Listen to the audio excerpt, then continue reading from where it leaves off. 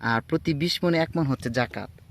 প্রত্যেকটা মানুষ যদি প্রতি 20 মণে 1 মণ করে ধান জাকাত দিত, তাহলে এ দেশে দরিদ্র লোক বলতে কেউ থাকতো না। তো ফসলের উপর হচ্ছে 20 মণে, প্রতি 20 মণে 1 মণ হচ্ছে জাকাত, যেটা সেচের মাধ্যমে উৎপাদন করা হয়।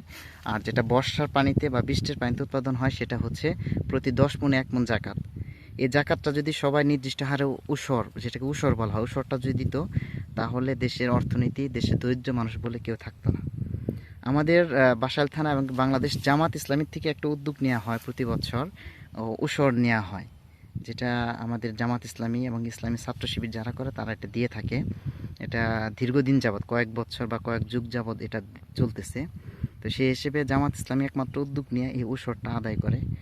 আর সেটা জামাতের যে জনশক্তি বা জামাতের যে রুকন আছে, তারাই সাধারণত এই উসরটা দিয়ে থাকে।